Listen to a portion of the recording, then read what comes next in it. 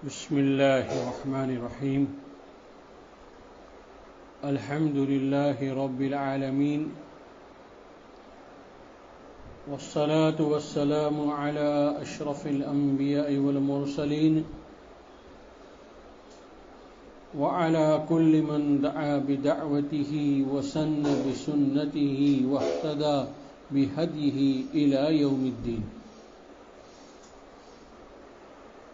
رب اشرح لي صدري ويسر لي أمري واحلل عقدة من لساني يفقه قولي. سبحانك لا علم لنا إلا ما علمتنا إنك أنت العليم الحكيم. اللهم لا فهم لنا إلا ما فهمتنا إنك أنت الجواد الكريم. يا معلم إبراهيم علمنا، ويا مفهم سليمان فهمنا.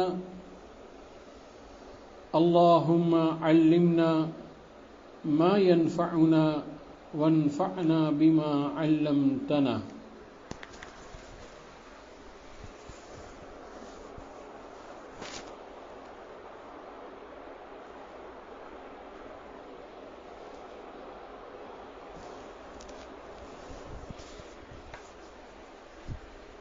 دعا فرمائیں اللہ تعالیٰ اس مختصر سے وقت میں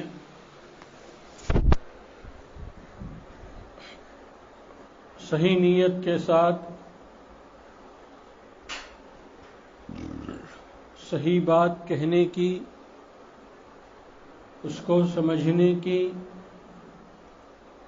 اور سمجھ کر اس پر عمل کرنے کی توفیق عطا فرمائیں.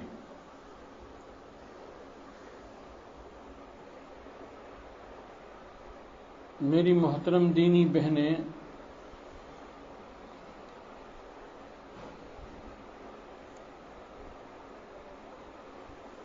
جب سے اللہ تعالیٰ نے حضرت انسان کو پیدا فرمایا،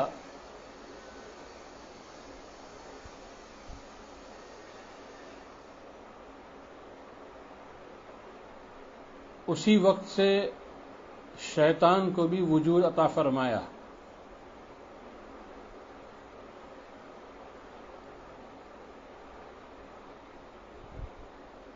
حق اور باطل کی کشمکش جو ہے کوئی نئی نہیں ہے. حضرت آدم علیہ نبینا علیہ الصلاۃ والسلام سے شروعات ہوئی اور ہر دور میں رہی اور آج بھی قائم ہے.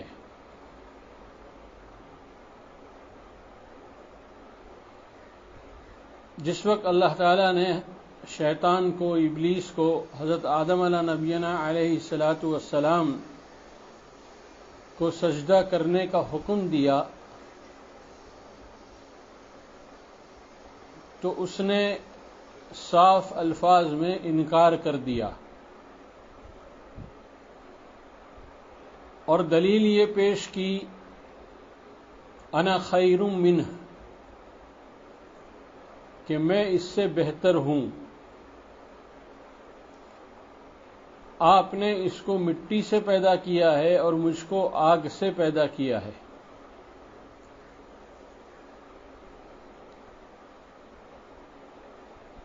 تو اللہ تعالیٰ نے بھی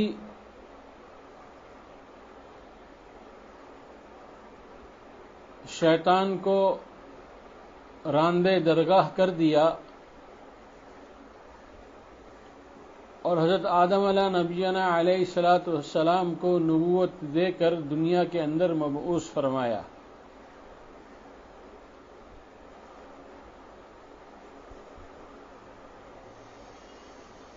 اگر آپ غور کریں گے کہ حق کی واضح نشانیوں کے باوجود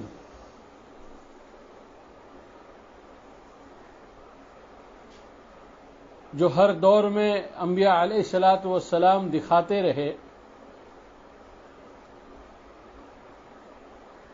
لیکن حق کی ان واضح نشانیوں کو دیکھنے کے باوجود باطل نے اس کو تسلیم نہیں کیا، قبول نہیں کیا، اور قبول نہ کرنے کی جو بنیادی وجہ تھی وہ تکبر اور حسد تھا۔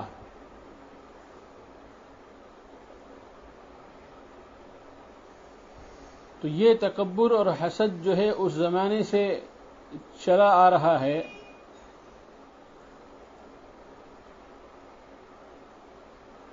حضرت آدم علیہ نبینا علیہ الصلاۃ والسلام کے اولادوں کے ذریعے بھی یہی سبق ملا،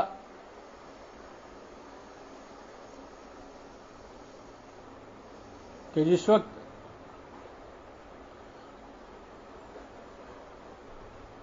اللہ تعالی نے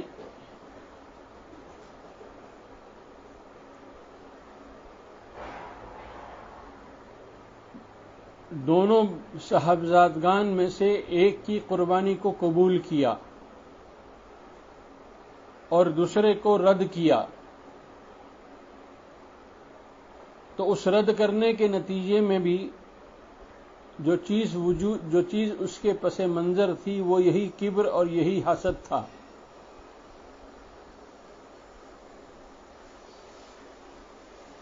اس لیے میری محترم دینی بہنیں، تکبر اور حسد یہ ایک ایسے سنگین گناہ ہے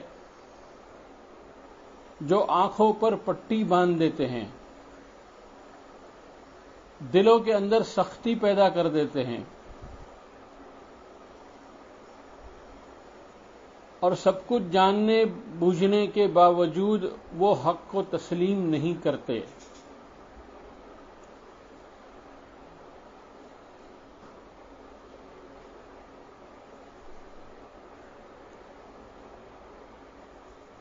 آج بھی اگر آپ حق اور باطل کی کشمکش کو عالمی طور پر، ملکی طور پر، صوبائی طور پر اگر آپ اس کا تجزیہ کریں گی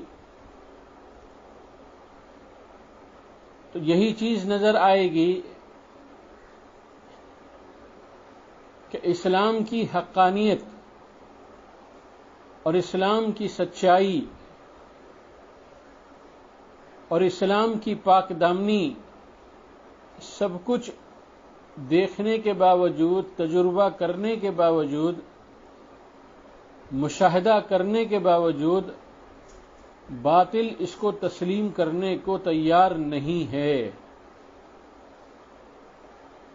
اس کی وجہ بھی یہی تکبر ہے اور اس کی وجہ بھی یہی حسد ہے۔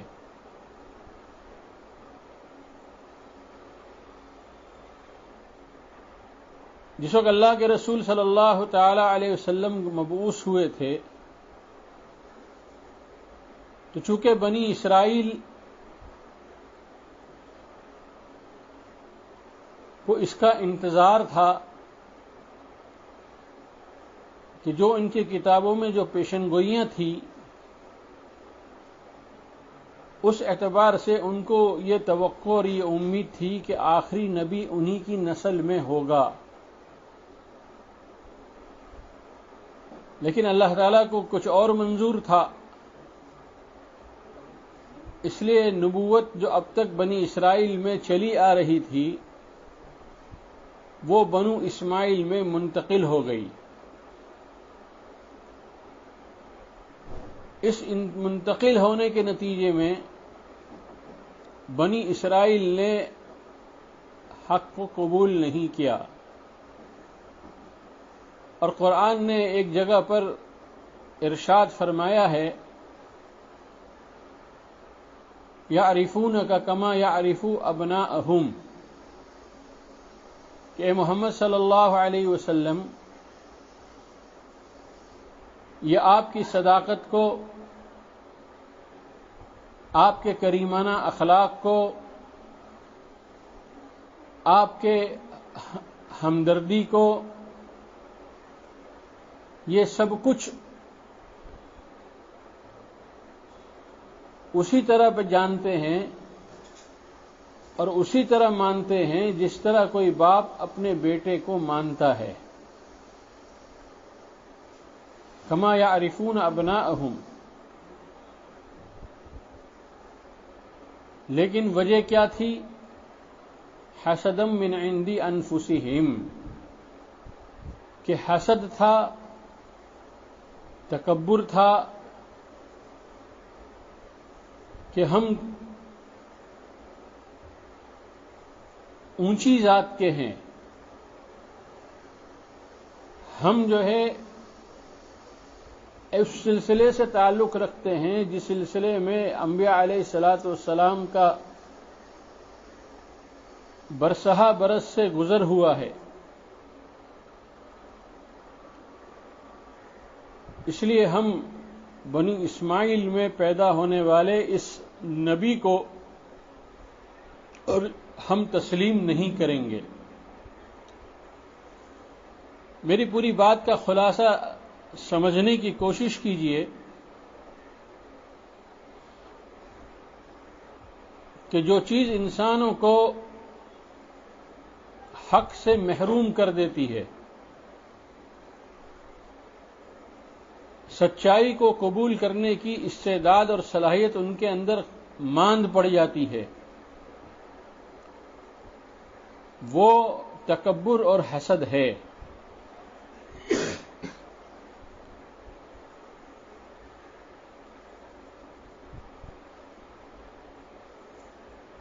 جس قوم میں بھی، جس نسل میں بھی اور جس برادری میں بھی یہ تکبر اور حسد ہوگا، وہ حق کو کبھی تسلیم نہیں کر سکتی۔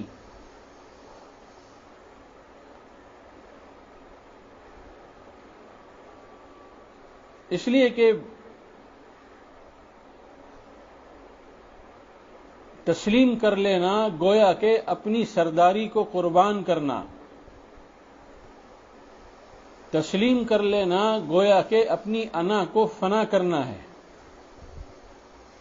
تسلیم کر لینا گویا کہ حق کو قبول کر کے اپنے آدمبروں، اپنے پرانے ریتی رواجوں سے کو چھوڑنا ہے، اور یہ باطل کسی وقت بھی تیار نہیں ہو سکتا۔ اس لیے اگر آپ اس وقت ملک کے جو حالات اگر آپ ان کا تجزیہ کریں گے تو ایک طرف اہل ایمان ہے تو دوسری طرف اہل کفر اور اہل شرک ہے۔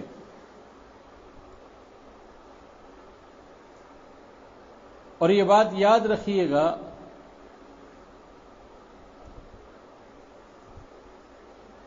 کہ اہل ایمان ہر زمانے میں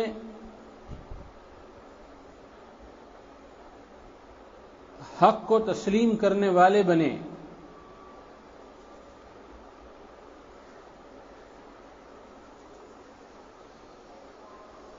اور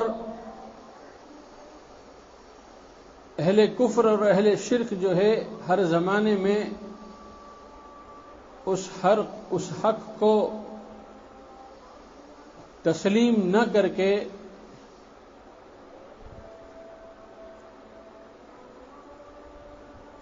پوری انسانیت پر انہوں نے ظلم ڈھایا ہے۔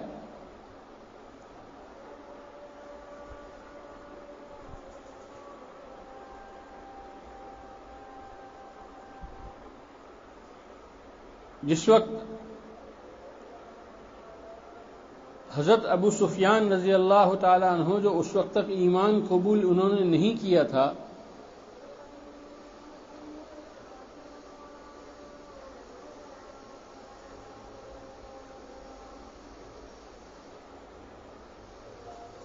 جب وہ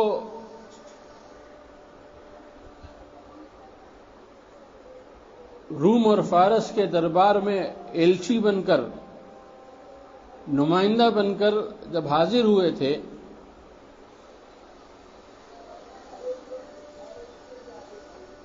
تو وقت کے بادشاہ نے ان سے چند سوالات کیے تھے۔ اس میں ایک سوال یہ بھی تھا کہ جس نے نبوت کا دعویٰ کیا ہے اور اپنے کو نبی گردانتا ہے، اس کے ماننے والے کس قسم کے لوگ ہیں؟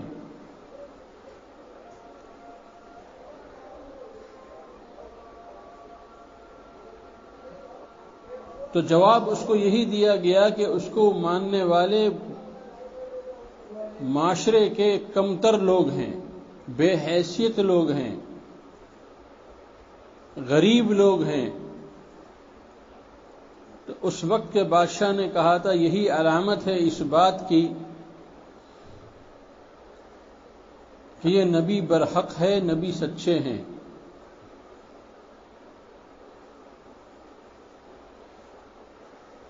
اور جس وقت جناب محمد الرسول اللہ صلی اللہ تعالی علیہ وسلم کو اللہ نے نبوت سے سرفراز فرمایا تھا، وہ زندگی کا ایک ایسا نیا انوکھا تجربہ تھا کہ اللہ کے رسول خود گھبرا گئے اور آپ دوڑتے ہوئے حضرت خدیجہ الکبریٰ رضی اللہ تعالی عنہا کے پاس تشریف لائے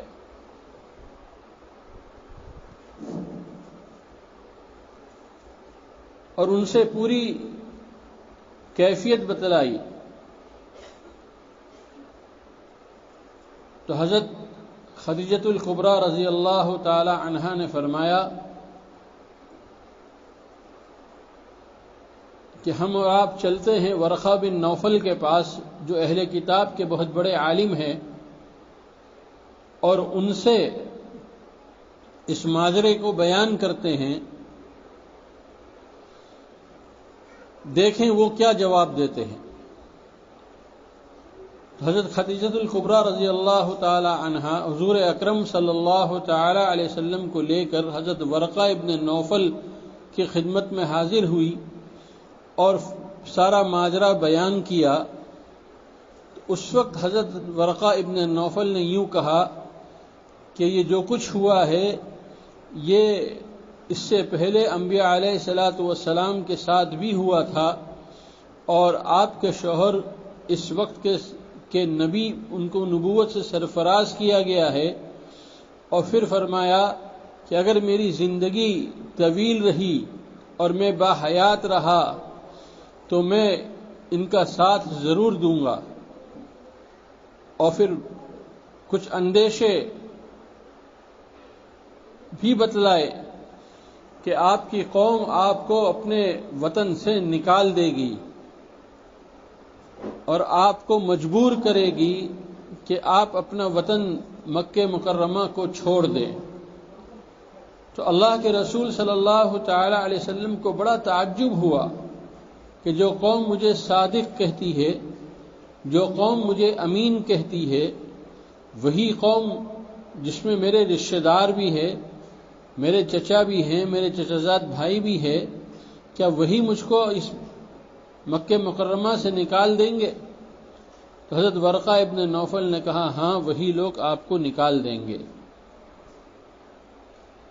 تو میری محترم دینی بہنیں، خلاصہ پوری بات کا یہ ہوا کہ ہر زمانے میں حق اور باطل کی ایک دوسرے کے ساتھ کشمکش رہی ہے۔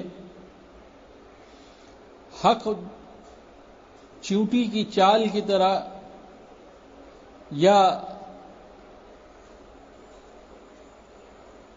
کچھوے کی چال کی طرح رینگتا ہوا منزل تک پہنچتا ہے، اور باطل جو ہے خرگوش کی تیز رفتاری کے باوجود منزل سے دور رہتا ہے۔ کیا ستم نہیں ڈھایا تھا مکہ مکرمہ والوں نے اور مدینہ منورہ کے یہود اور نصارہ نے جناب رسول اللہ صلی اللہ تعالی علیہ وسلم پر، لیکن آخر میں اللہ نے جو فتح نصیب فرمائی فتح مکہ کی شکل میں، وہ فتح اللہ نے حضور اکرم صلی اللہ تعالی علیہ وسلم ہی کو عطا فرمائی ہے۔ آج مسلمان بہت گھبرایا ہوا ہے، بہت ڈر اور کی کیفیت میں مبتلا ہے۔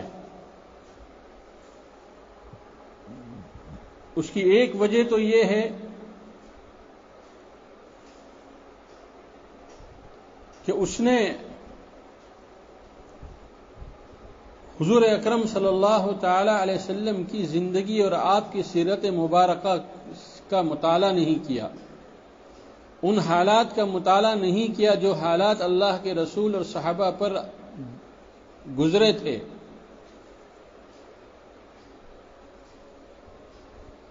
اور اس نتیجے کو انہوں نے اپنے ذہن نشین نہیں کیا جو نتیجہ اللہ نے حضور اکرم صلی اللہ علیہ وسلم کو عطا فرمایا تھا فتح مکہ کے شکل میں۔ اس لیے آج کا مسلمان گھبرایا ہوا ہے، ڈر کی کیفیت میں مبتلا ہے، اسے کچھ نہیں معلوم کہ آئندہ آنے والے چند دن اس کی زندگی میں کیا قیامت لے کر آئیں گے۔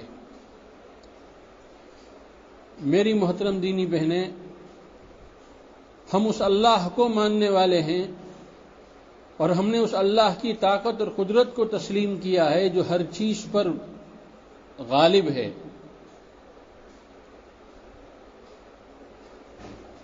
اگر ہمارا اعتماد اللہ سے ہٹ گیا اور اگر ہمارا بھروسہ اللہ سے ٹوٹ گیا تو ہم زندہ لاش بن جائیں گے، اس لیے کہ ایمان والے کے اندر جو ہمت ہوتی ہے، جو غیرت جاگتی ہے، جو اس کے اندر کفر کو آنکھیں دکھانے کی جو طاقت ہوتی ہے، وہ اسی کو ہوتی ہے جو اللہ کی قدرت پر اور اللہ کی طاقت پر یقین رکھتا ہے۔ باطل چاہے کتنی ہی محنتیں کیوں نہ کر لیں، باطل چاہے کتنے ہی قانون کیوں نہ بنا لے، اور باطل چاہے کتنا ہی ظلم کیوں نہ ڈھا دے، لیکن ایمان والوں کو اطمینان رکھنا چاہیے کہ فتح اللہ جو عطا فرمائیں گے وہ ایمان والوں ہی کو عطا فرمائیں گے۔ یہ چند دنوں کی بات ہے، اللہ نے ڈھیل دی ہوئی ہے۔ ایسا نہیں ہے کہ جتنے بھی باطل ہیں وہ اللہ ان سے معاذ اللہ بے بس ہو گیا ہے اور اللہ کی طاقت ان کے مقابلے میں کمزور ہو گئی ہے، اور اللہ کی قدرت ان کی سازشوں کے مقابلے میں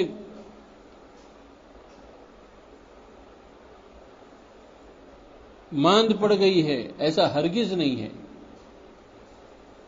اللہ نے کچھ دنوں کے لیے باطل کو ڈھیل دی ہے، اور یہ بھی اللہ کی منصوبہ بندی ہی کا ایک نتیجہ ہے، یہ اللہ ہی کی پلاننگ کا ایک نتیجہ ہے،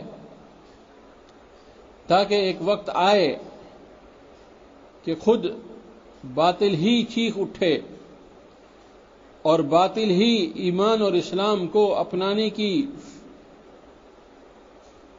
فکر میں لگ جائے، جس طرح آج آپ دیکھ رہی ہیں کہ جس ملک سے وہ جراثیم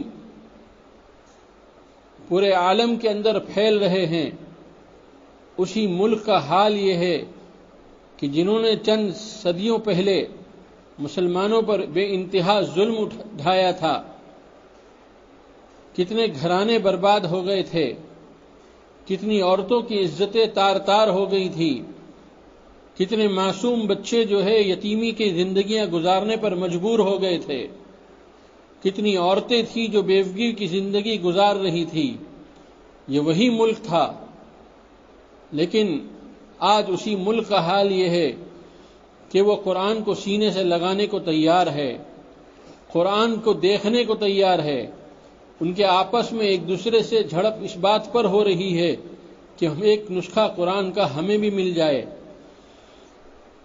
اس لیے کہ وہ یہ دیکھ چکے ہیں کہ جو ایمان والے باوضو رہتے ہیں، جو ایمان والے 5 وقت کی نماز پڑھتے ہیں، پورے ملک میں ایک بھی ایمان والا ایسا نہیں ہے جن کو اس جراثیم نے کوئی نقصان پہنچایا ہو۔ اس لیے وہ جنہوں نے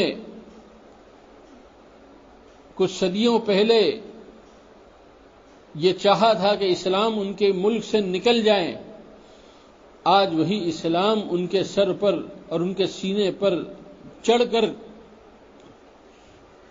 ببانگ دہل یہ اعلان کر رہا ہے کہ جب تک مجھ کو نہیں اپناؤ گے تم ان جراثیم سے نجات نہیں پا سکتے ہو۔ یہی حال فرانس کا ہوا کہ فرانس کی جس حکومت نے مسلم خواتین کے لیے پردے کو بین کر دیا تھا کہ کوئی عورت سڑک کے اوپر با پردہ نہیں نکل سکتی، آج اسی فرانس کا حال یہ ہے کہ فرانس کی حکومت نے پردے کی علی اعلان اجازت دے دی اور اپنے ملک والوں سے بھی کہا کہ اگر تم ان خطرناک جراثیم سے اپنے آپ کو محفوظ کرنا چاہتی ہو تو اپنے آپ کو اسی طرح ڈھانکو، اپنے آپ کو اسی طرح لباس کے اندر پوشیدہ رکھو جس طرح مسلمان عورتیں رکھتی ہیں۔ تو میری محترم دینی بہنیں، اس ملک میں جہاں پر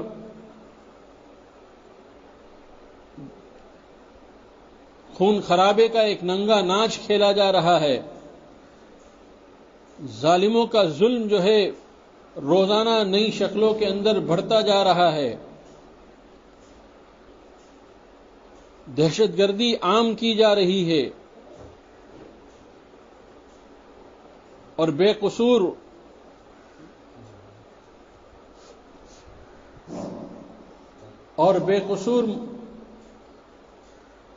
غریب مسلمانوں کو، مردوں کو اور عورتوں کو اور بچوں کو جو اس ملک کے اندر امن و امان چاہتے ہیں، سکھ اور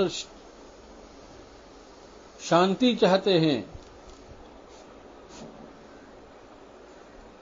ان کے کاروبار کو تہس نہس کر دیا گیا۔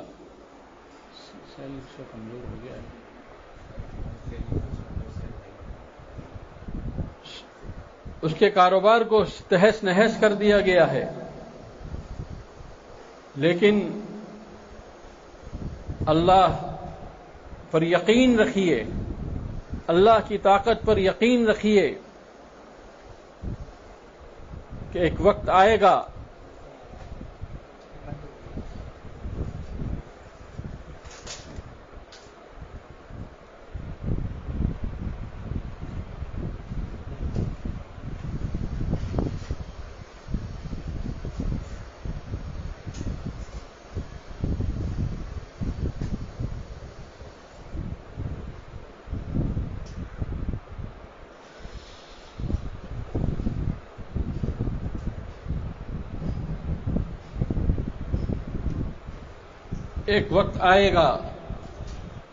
کہ اللہ حق کو غالب فرما کر رہیں گے اور باطل کو بے عزت اور شکست کھانی پڑے گی۔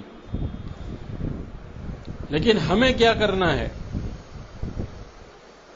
چند باتوں کا اہتمام ہم کو کرنا ہے، تبھی اللہ کی مدد ہمارے ساتھ ہوگی۔ سب سے پہلی بات کہ اپنے فرائض کو جو اللہ نے ہم کو نماز کی شکل میں دیا ہے اور آئندہ رمضان کی شکل میں جو روزے دیے ہیں، ان فرائض کو اہتمام کے ساتھ، شوق کے ساتھ، جذبے کے ساتھ ان فرائض کو ادا کرنا، بوجھ سمجھ کر نہیں، بلکہ یہ سمجھ کر کہ یہی وہ اللہ کا حکم ہے جس پر عمل کرنے کے نتیجے میں اللہ حالات درست کر دیں گے۔ تو پہلا عمل جو ہم سب کے ذمے ہیں وہ یہ ہے کہ نمازوں کا اور عبادات کا اہتمام کیا جائے، خوب فرائض کے علاوہ نفلوں کا بھی اہتمام کیا جائے۔ اب ہمارے گھروں کے اندر تہجد زندہ ہونی چاہیے، پڑھنے والے تہجد کی نماز پڑھنے کی ہمت اور ارادے کر لیں، اور یہ صرف ایک گھر کے اندر ایک نہیں بلکہ گھر کے ہر فرد، ہر مرد، ہر عورت کو چاہیے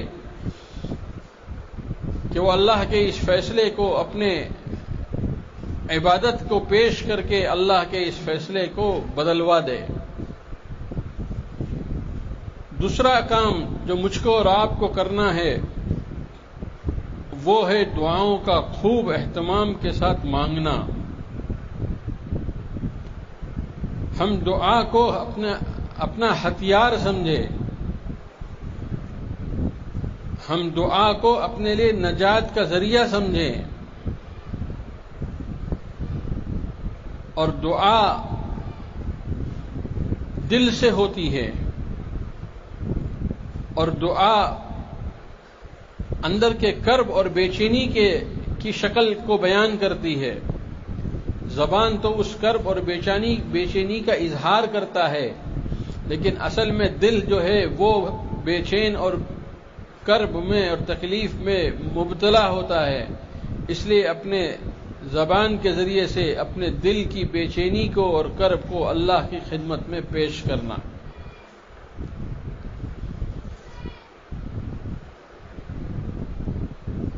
تو پہلا عمل فرائض کا زندہ کرنا ہے، اور دوسرا عمل خوب دعاؤں کا اہتمام۔ ہمارا وقت دعاؤں کے اندر گزر رہا ہو، شروعات کرے کم از کم 15 منٹ سے، اور بڑھاتے بڑھاتے جتنی آپ کی ہمت 1 گھنٹہ، 1.25 گھنٹہ آپ مانگ سکتی ہیں تو مانگے اللہ سے۔ فتنوں سے حفاظت بھی مانگے، بیماریوں سے حفاظت بھی مانگے، باطلوں کے سازشوں سے بچنے کی دعا بھی مانگے۔ تو دوسرا عمل جو ہے دل لگا کر دعا مانگنا ہے، دعا پڑھنا نہیں بلکہ دعا مانگنا ہے۔ اور تیسرا عمل جو مجھ کو اور آپ کو کرنا ہے وہ ہے اپنے اخلاق کو درست کرنا۔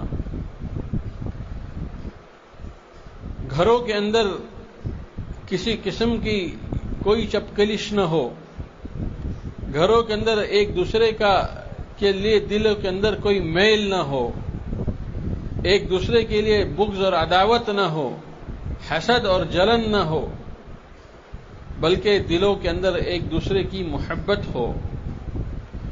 اور محبت پیدا کرنے کا نسخہ یہ ہے کہ ہم جس کی محبت دل میں پیدا کرنا چاہتے ہیں ان کی اچھی صفات کی طرف ہماری نگاہ ہو، ان کی خوبیوں پر ہماری نگاہ ہو۔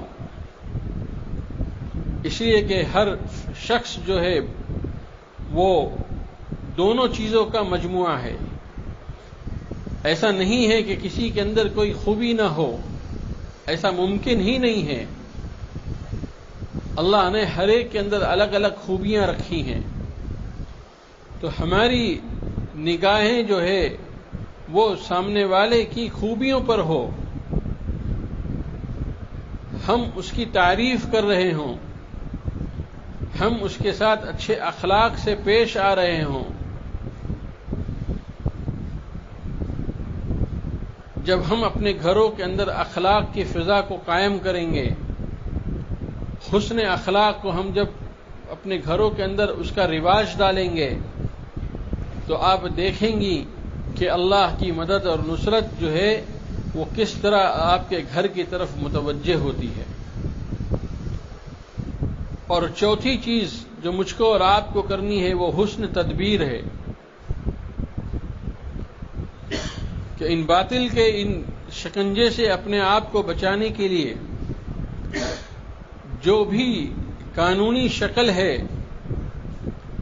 ان تدبیروں کو اختیار کرنا، ان تدبیروں کی تیاری کرنا، تاکہ باطل ہمیں لقمہ اجل نہ بنا سکے، ہمیں تر لقمہ نہ سمجھیں، بلکہ ہم حسن تدبیر کے ذریعے سے ان کا دفاع کر سکیں اور ان کو باور کرا سکیں کہ ہم خواب غفلت میں سونے والوں میں سے نہیں ہیں، بلکہ ہم تو اس ٹھنڈی جنگ میں ہم پوری طرح تیار ہے۔ یہ 4 عمل ہے جو ہر گھر کے اندر زندہ ہو، ہر گھر کے ہر فرد اور ہر مرد، ہر عورت اور ہر بچے کے ذمہ ہے کہ وہ ان 4 اسباب کو اختیار کرے۔ فرائض کا اہتمام، دل لگا کر دعاؤں کا مانگنا، حسن اخلاق اور حسن تدبیر، یہ ہمارے کرنے کے کام ہیں۔ جو کام ہمارے کرنے کے ہیں، ہم اگر اس کو کر گزریں گے تو اللہ کے ذمے جو کام ہے اللہ اپنی قدرت کا اظہار فرما کر رہیں گے۔ اس لیے میری محترم دینی بہنیں، اس وقت یہ پورا ملک ایک خاص رنگ میں رنگے جانے کی تدبیریں کی جا رہی ہیں۔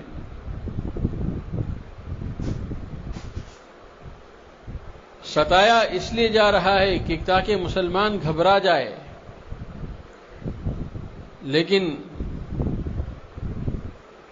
ہمیں ہرگز نہیں گھبرانا ہے، اس لیے کہ ہمارے ساتھ اللہ کی مدد ہے، اس لیے کہ ہمارے ساتھ اللہ کی طاقت ہے۔ میں بارہا پتہ نہیں یہاں مجھے یاد نہیں ہے، لیکن ایک قصہ ضرور سناتا ہوں کہ حضرت عمر رضی اللہ تعالی عنہ کے زمانے میں جب روم کا سپہ سالار ہرقل قید کر کے مدینہ منورہ جب لایا گیا تو اس کے ذہن میں یہ تھا کہ حضرت عمر جو ہے وہ خلیفہ وقت ہے، حکمراں ہیں، ان کا بھی کوئی محل ہوگا اور ان کے بھی آرائش اور زیبائش کا کوئی ٹھکانہ ہوگا، لیکن ان کو لا کر مسجد نبوی کے سامنے کھڑا کر دیا گیا۔ اس نے سوال کیا کہ میں حضرت عمر کے محل میں جانا چاہتا ہوں، ان سے ملنا چاہتا ہوں، تم مجھے یہاں کیوں لے آئے ہو؟ سب نے کہا یہی مسجد جو ہے حضرت عمر کا محل ہے۔ تو اس نے جھانک کر دیکھا کہ ایک شخص جس کے اوپر کے حصے میں کوئی چادر بھی نہیں ہے، صرف لنگی اتنی پہنی ہوئی ہے کہ سطر ڈھک جائے، اور سر کے نیچے پتھر ہے، اور اطمینان کی نیند لیے سو رہا ہے۔ تو وہ گھبرا گیا، اس نے کہا کہ یہی عمر ہے؟ فرمایا ہاں یہی عمر ہے۔ حضرت عمر رضی اللہ تعالی عنہ کی آنکھ کھلی اور آپ نے دیکھا کہ ہرقل جو ہے وہ مسجد نبوی کے دروازے کے سامنے کھڑا ہے۔ آپ نے ہرقل سے کہا کہ آؤ اندر آ جاؤ۔ ہرقل جو ایک بہت بڑی حکومت کا سپہ سالار تھا، کوئی معمولی آدمی نہیں تھا، پوری فوج اس کے ماتحتی میں تھی، سارا لشکر اس کے اشاروں میں تھا۔ حضرت عمر نے کے بلانے پر ہرقل جو ہے مسجد میں داخل ہوا۔ حضرت عمر نے پوچھا کہ ہرقل کیسے آنا ہوا؟ تو ہرقل نے کہا کہ میں بعد میں بتلاؤں گا، پہلے آپ مجھے ایک سوال کا جواب دیجئے۔ فرمایا کیا سوال ہے تمہارا؟ فرمایا آپ اتنے بے خوفی کے ساتھ، اطمینان کے ساتھ، سر کے نیچے پتھر رکھ کر آپ مسجد نبوی میں، جس میں کوئی پہرے دار بھی نہیں ہے، جس میں کوئی آپ کی حفاظت کا انتظام بھی نہیں ہے، آپ اس طرح آپ کو نیند کیسے آ جاتی ہے؟ حضرت عمر نے کہا کیوں؟ فرمایا ہم تو اپنے محلات میں کتنے پہرے داروں کے بیچ میں ہوتے ہیں، ہماری حفاظت کے لیے کتنے آدمی ہوتے ہیں جو اسلحے کے ساتھ موجود ہوتے ہیں، لیکن اس کے باوجود ہمیں نیند نہیں آتی. لیکن آپ کتنے اطمینان کے ساتھ اس مسجد نبوی میں بغیر کسی پہرے دار کے اور بغیر کسی حفاظت کے آپ جو ہے آرام کر رہے ہیں. حضرت عمر نے کہا کہ ہرقل اس کی وجہ معلوم ہے؟ فرمایا نہیں معلوم ہے، اسی لیے تو پوچھ رہا ہوں. حضرت عمر رضی اللہ تعالی عنہ نے کہا کہ ہرقل، تم نے اپنی حکومت کی بنیاد ظلم پہ رکھی ہے، اس لیے تمہیں ہر وقت خوف ہے، تمہیں ہر وقت جو ہے تمہاری نیند اچاٹ ہے کہ پتہ نہیں کون کہاں سے حملہ کر جائے، کون کہاں سے وار کر دے. اس لیے تم پہروں کے باوجود تمہیں اطمینان کی نیند نہیں ہے. اور ہرقل، ہم نے اپنی حکومت کی بنیاد انصاف پہ رکھی ہے، ہم نے اپنی حکومت کی بنیاد محبت اور پیار پہ رکھی ہے، ہم نے اپنی حکومت کی بنیاد عدل، انصاف، بھائی چارگی پہ رکھی ہے، اس لیے ہم کو کسی کا کوئی خوف نہیں ہے. اب حضرت عمر نے کہا، حضرت عمر رضی اللہ تعالی عنہ نے کہا کہ ہرقل، تم ایک سوال کر چکے، اب میری باری ہے. یہ بتاؤ کہ تمہارے پاس تو ہمارے سے زیادہ لشکر تھا، ہمارے سے زیادہ تمہارے پاس اسلحے تھے، ہمارے سے زیادہ طاقتور تمہاری فوج تھی، لیکن ان سب کے باوجود تم کیسے ہار گئے؟ تم پسپا کیسے ہو گئے؟ تو ہرقل نے کہا کہ عمر، صاف بات یہی ہے کہ پہلے کانت الحرب بیننا وبینکم فنحن نغلبکم، الآن کانت الحرب بیننا وبین اللہ فمن یغلب اللہ. اے عمر، زمانے جاہلیت میں جتنی جنگیں ہوئی تھیں وہ ہماری اور تمہارے درمیان ہوا کرتی تھی، اس لیے ہم تم پر غالب آ جایا کرتے تھے. لیکن اسلام کے آنے کے بعد اب ہماری جنگ جو ہے وہ تم سے نہیں ہے، بلکہ ہماری جنگ جو ہے تمہارے خدا اللہ سے ہے. یہ عمر، یہ بتاؤ اللہ کو کون ہرا سکتا ہے؟ انشاءاللہ وہ وقت آئے گا کہ باطل یہ پوچھنے پر مجبور ہوگا کہ ہم نے بہت کوششیں کی، ہم نے بہت قانون بنائے، ہم نے ظلم کے انتہا کر دی، لیکن اس کے باوجود ہم شرمسار ہو گئے، اس کے باوجود ہم پسپا کھا گئے، اس کے باوجود ہمیں اپنی ہار تسلیم کرنی پڑی. تو اس وقت جو بھی اللہ کا بندہ، جو امیر المومنین ہوگا، جو پوری انسانیت کی قیادت جس کے ہاتھ میں ہوگی، وہ یہی کہے گا کہ عمر کہ اے باطل کے نمائندوں، تم نے جو کچھ کیا اس کا نتیجہ تمہارے سامنے ہے، اس لیے تم پسپا کھا گئے، تمہیں ہار تسلیم کرنی پڑی. اور ہماری بنیاد جو ہے امن اور امان پر تھی، چین اور شانتی پر تھی، محبت پر تھی، انصاف پر تھی، بھائی چارگی پر تھی، اس لیے ہم جو ہے وہ غالب آ گئے. ایک وقت آئے گا، اللہ کی ذات سے امید ہے کہ انشاءاللہ تاریخ پھر سے پلٹا کھائے گی، تاریخ پھر سے اپنے پرانے صفحات کو دنیا کے سامنے پیش کرے گی. بس وہ تو اللہ ہی جانتے ہیں وہ کب ہوگا. جو کام اللہ کے کرنے کے ہیں وہ اللہ تو کر کے رہیں گے، لیکن ہمارے اور آپ کے ذمے وہ 4 اعمال ہے جس کو ہمیں اور آپ کو ہر گھر کے اندر کرنا ہے. ایک نمازوں کا، عبادات کا خوب اہتمام کرنا، شوق اور ذوق کے ساتھ پڑھنا، خشوع اور خضوع کے ساتھ ادا کرنا. اور دوسرا، خوب اللہ سے دل لگا کر مانگنا، دعاؤں کا اہتمام کرنا. اور تیسرا اپنے گھروں کے اندر اچھے اخلاق پیش کرنا، اور چوتھا حسن تدبیر اختیار کرنا۔ اللہ کی ذات سے امید ہے کہ جن گھرانوں میں یہ چاروں اسباب زندہ ہو جائیں گے، اللہ کی ذات سے امید ہے کہ ان گھرانوں کو کوئی باطل جو ہے، باطل کی نگاہیں ان کو نہیں چھیڑ سکتی ہے، باطل جو ہے ان کو جو ہے وہ باطل کے شر سے محفوظ رہیں گے، اور باطل ان کو جو ہے ان پر ظلم ڈھانے سے جو ہے توبہ کر لے گی۔ اللہ تعالی مجھے اور آپ کو جو بات میں نے صحیح کہی ہو عمل کی توفیق عطا فرمائے، جو بات غلط ہو اللہ اس کو معاف فرمائے۔ وآخر دعوانا ان الحمد للہ رب العالمین۔ دعا کر لیں۔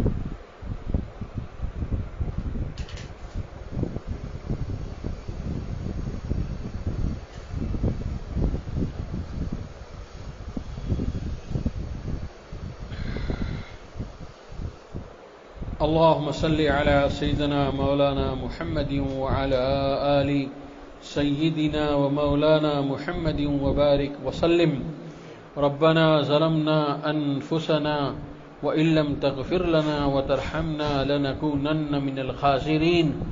ربنا اغفر لنا ولإخواننا الذين سبقونا بالإيمان ولا تجعل في قلوبنا غلا للذين آمنوا ربنا انک رؤوف الرحیم۔ اے اللہ، ہم گنہگار بندے اور گنہگار بندیاں آپ کے حضور میں حاضر ہیں، اعتراف کرتے ہیں اور اقرار کرتے ہیں جیسی زندگی گزارنی چاہیے تھی ہم نے ویسی زندگی نہیں گزاری۔ محض اپنے فضل و کرم سے ہم سب کو اور پوری امت کو معاف فرما دیجیے۔ اے اللہ معاف فرما دیجیے، اے اللہ معاف فرما دیجیے۔ اے اللہ، ہم اس کا اعتراف کرتے ہیں، اے اللہ ہم اس حقیقت کو جانتے ہیں کہ جو کچھ بھی ایمان والوں پر، ہم اسلام والوں پر جو کچھ بھی ظلم ڈھایا جا رہا ہے، اے اللہ اس میں ان کا قصور کم ہے، ہمارا قصور زیادہ ہے۔ ہم ہی نے خود اپنے گھروں سے اور اپنی زندگیوں سے اسلام کو نکال پھینکا ہے۔ حضور کی زندگی سے کچھ سے ہماری زندگی بہت دور ہو چکی ہے۔ اے اللہ، ہم لہو و لعب میں مبتلا ہو گئے ہیں، ہم ناچ اور گانے میں مبتلا ہو گئے ہیں، ہم فضول خرچیوں میں مبتلا ہو گئے ہیں، ہم جو ہے سہولت پسندی میں مبتلا ہو گئے ہیں۔ اے اللہ اس پوری امت کو اے اللہ اس سے نکال دیجئے اور سب کو توبہ کی توفیق عطا فرما دیجئے۔ اللہ پوری امت کے اندر توبہ کی لہر دوڑا دیجئے، سب کو توبہ کی توفیق عطا فرما دیجئے اور سب کی توبہ کو قبول فرما لیجئے۔ اے اللہ، ہم ان بھائیوں اور بہنوں کو جنہوں نے اے اللہ جو اس وقت اس نشانے پر ہیں اور پتہ نہیں کتنے ہیں جو اللہ کو آپ کو پیارے ہو چکے ہیں، جنہوں نے شہادت کے جام پی لیے ہیں اور وہ آپ کی خدمت میں ہیں، کتنی عورتیں ہیں اے اللہ جن کے ساتھ جو کچھ بھی ظلم ہوا ہے، اے اللہ کتنے بچے ہیں جو یتیم ہو گئے ہیں، اور اے اللہ کتنی عورتیں ہیں جو بیوہ ہو گئی ہیں، کتنے کاروبار کرنے والے کے کاروبار کو ختم کر دیا گیا ہے۔ اے اللہ اے اللہ اے اللہ، اس سے پہلے کہ ہمارے صبر کی حدود اے اللہ ختم ہو جائیں، اے اللہ آپ اپنی غیبی مدد نازل فرما دیجئے۔ اے اللہ اپنی غیبی مدد نازل فرما دیجئے۔ اے اللہ اے اللہ اے اللہ اپنے کسی چہیتے کو، اے اللہ اپنے کسی مقبول اور محبوب بندے کو ایمان والوں کی سارے عالم کے اندر حفاظت کے لیے اے اللہ کسی کو بھیج دیجئے۔ اے اللہ اے اللہ اے اللہ یہ امت بہت قسم پرسی کے دور سے گزر رہی ہے۔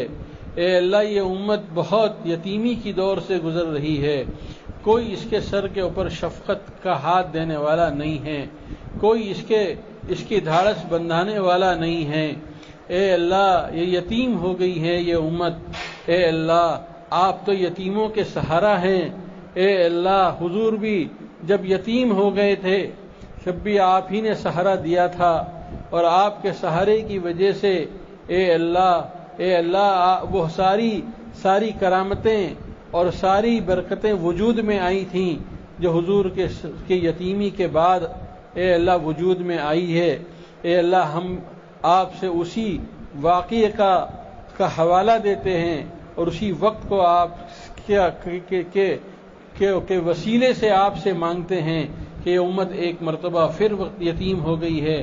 اے اللہ ہم یتیموں کے اوپر شفقت والا ہاتھ رکھ دیجئے، اے اللہ محبت والا ہاتھ رکھ دیجئے، اے اللہ ظالم کے ہاتھوں کو توڑ دیجئے، ان کو آپس میں لڑا کر ختم کر دیجئے، اے اللہ ان کی صفوں میں انتشار پیدا فرما دیجئے، اے اللہ ان کے دلوں کے اندر حق کا رعب ڈال دیجئے، اے اللہ ان کے دلوں کے اندر اپنی طاقت سے ان کو مرعوب کر دیجئے، اپنی قدرت ان کو دکھا دیجئے، اے اللہ ان کو دکھا دیجئے کہ آپ کے یہ غریب مسلمان بے سہارا نہیں ہیں، ان کو یہ دکھا دیجئے کہ آپ کے یہ بندے اور بندیاں اے اللہ یہ جو ہے بے سہارا نہیں ہیں، اے اللہ آپ جو ہے ان کو دکھا دیجئے اور آپ پوری امت کا سہارا بن جائیے۔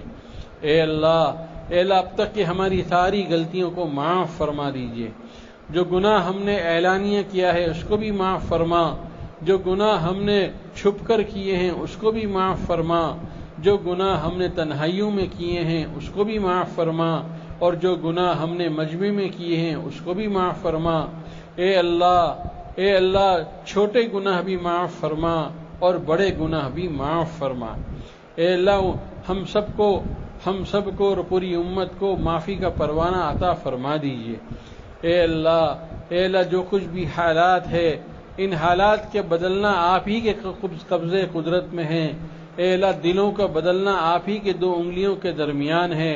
اے اللہ جو نفرتیں کر رہے ہیں ان کے دلوں کو محبتوں سے بھر دیجئے۔ اے اللہ جو سازشیں کر رہے ہیں اے اللہ ان کے دلوں کو جو ہے رام کر دیجئے، موم کر دیجئے۔ اے اللہ جو ہمارا نقصان چاہ رہے ہیں اے اللہ ان کے دلوں کے اندر اے اللہ نفع کی لہر دوڑا دیجئے۔ اے اللہ پوری امت پر حفاظت کی چادر تان دیجئے، پوری امت پر حفاظت کی چادر تان دیجئے۔ اے اللہ جو جراثیم پورے عالم کے اندر پھیل رہے ہیں اس سے ہر ایمان والے مرد اور ہر ایمان والی عورت کی اور ہر بچے اور بوڑھے کی حفاظت فرما دیجئے۔ اے اللہ حفاظت فرما دیجئے۔ اے اللہ ہمیں نمازوں کا اہتمام کرنے والا بنا، ہمیں خوب جی لگا کر آپ سے مانگنے والا بنا۔ اے اللہ ہمارے آپس کے تعلقات کو اخلاص کی بنیاد پر اور حسن اخلاق کی بنیاد پر قائم کرنے کی توفیق عطا فرما، اور اے اللہ اس ملک کے اندر باعزت زندگی گزارنے کے لیے جو تدابیر ہیں ان تدابیر کو بھی اختیار کرنے کی توفیق عطا فرما۔ اے اللہ جو مانگا وہ بھی نصیب فرما، جو نہیں مانگ سکے اور آپ اپنی قدرت سے ہماری ضرورتوں کو جانتے ہیں تو اللہ بغیر مانگے ہماری تمام ضرورتوں کو پورا فرما۔ اے اللہ ہم میں سے جو بیمار ہے ان کو شفاء کاملہ عاجلہ مستمرہ دائمہ نصیب فرما۔ اے اللہ ہم میں سے جو بے روزگار ہے ان کو حلال رزق نصیب فرما، جو بے اولاد ہیں ان کو نیک اور صالح اولاد نصیب فرما۔ اے اللہ ہمارے گھرانوں کے اندر جو جوان بچے بچیاں بیٹھی ہوئی ہیں ان سب کے لیے اچھے رشتے کا انتظام فرما۔ اے اللہ جو مانگا وہ بھی نصیب فرما۔ اے اللہ جو مانگنے سے رہ گیا وہ بھی اپنے خزانے غیب سے ہم کو بغیر مانگے عطا فرما۔ اے اللہ ما بعد الموت تمام مراحل کو آسان فرما، موت کی سختی سے ہماری حفاظت فرما، قبر کے عذاب سے ہماری حفاظت فرما، حشر کے میدان کی رسوائی سے ہماری حفاظت فرما، نام اعمال کے الٹے ہاتھ میں اور پیٹھ کے پیچھے دیے جانے سے ہماری حفاظت فرما۔ اے اللہ پل صراط پر سے عافیت کے ساتھ گزرنا ہم سب کو نصیب فرما، بغیر استحقاق جنت الفردوس میں دخول اولین نصیب فرما، جنت میں اپنا دیدار نصیب فرما، حضور کی معیت نصیب فرما، صحابہ اور صحابیات کی معیت نصیب فرما۔ اے اللہ اپنے فضل و کرم سے حضور اکرم صلی اللہ تعالی علیہ وسلم نے جتنی خیر کی دعائیں مانگی ہے ان سب میں ہمارا اور پوری امت کا حصہ نصیب فرما، اور آپ صلی اللہ تعالی علیہ وسلم نے جن جن شرور سے پناہ چاہی ہے ان سب سے ہماری اور پوری امت کی حفاظت فرما۔ ربنا تقبل منا انك انت السميع العليم وتب علينا يا مولانا انك انت التواب الرحيم، صلی اللہ تعالی علی خیر خلقه محمد وآلہ وصحبہ اجمعین برحمتک یا ارحم الراحمین۔